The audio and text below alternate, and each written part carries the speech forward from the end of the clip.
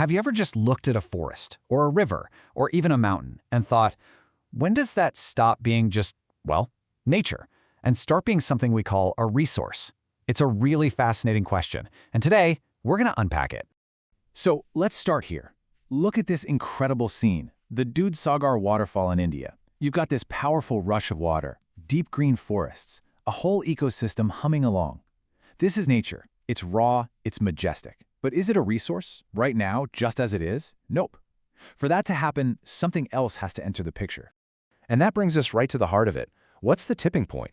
What's that invisible line that turns a piece of the natural world into a natural resource? To really get this, we've got to have a baseline. So what is nature? Well, put simply, it's everything in our environment that we didn't create. It's the world that was here long before we started building and mining and farming. It just is. And here it is. This is the secret ingredient. That river, that forest, that chunk of rock, it becomes a resource the very moment we humans find a use for it, the moment it serves a purpose for us. It's all about human utility. Think about it like this. A tree standing in a forest is just a tree, right? Part of the scenery.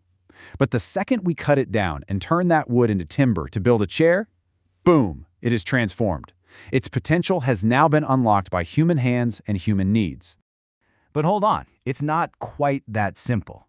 Just because we want to use something doesn't automatically make it a resource. It actually has to pass 3 pretty specific tests first. So here are the 3 keys. For something to truly be called a resource, it has to be technologically accessible, economically feasible, and culturally acceptable. Let's break down what each of those really means. First up, technology. You can know there's something valuable out there, but if you don't have the tools or the know-how to actually get to it, it's not a resource. It's just a cool thing that exists somewhere. A perfect example is oil. There could be massive petroleum reserves miles under the ocean floor. But until we invent the technology to build a rig that can drill that deep and pull it up safely, that oil is completely out of reach. It's not a usable resource. It's just a fact in a geology textbook. Second, it's got to make sense financially. This is just common sense, right? If it costs you $1 million to dig up $1,000 worth of gold, you're not going to do it. The value you get from the resource has to be more than the cost of getting it. And finally, the cultural test. Now this one is huge, and it's often the one we forget. A resource isn't a resource if the people in a society say, no, you can't touch that.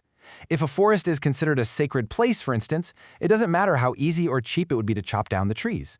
They aren't a timber resource because using them is culturally off-limits. And this is the part that really brings it all home. Just take a second, pause and look around you right now. Your phone, the chair you're sitting in, the plastic on your keyboard, if you trace the story of any of those things back far enough, every single one of them started out as some element of nature that we transformed. Okay, so now that we've wrapped our heads around what makes something a resource, how do we start to organize them? Turns out there are a few different ways, but there's one major distinction that's absolutely key. And this is the big one, the split between renewable and non-renewable. On one hand, you have stuff like sunlight, wind, and water, things that nature just keeps making more of. And on the other hand, you have things like coal and oil and minerals, stuff that took millions of years to form, and once we use them up, they're gone. And this image just says it all, doesn't it? On the left, you've got a flowing river, a classic renewable resource, always being refilled. On the right, an oil rig, sucking up a finite, non-renewable resource that won't be coming back. They represent 2 totally different ways of interacting with the planet. But here's the catch, and it's a really important one. Renewable isn't a lifetime guarantee. A forest is renewable, sure, but only if we're smart about it. If we chop down trees way faster than they can grow back, we can actually take a renewable resource and, well, make it non-renewable through our own actions. Now, this is where it gets even more complicated, because these resources are not spread evenly across the globe at all. And that one simple fact has pretty much shaped all of human history.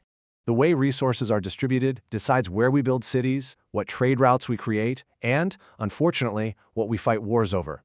It can even lead to this weird paradox called the resource curse, where countries that are super rich in natural resources actually end up having less economic growth and way more conflict. Wild, right? So where does all this leave us? Well, this final thought from our source material really points to a different way forward. The idea is to shift from just taking things out of the ground to creating a regenerative economy, one that works with nature's own cycles.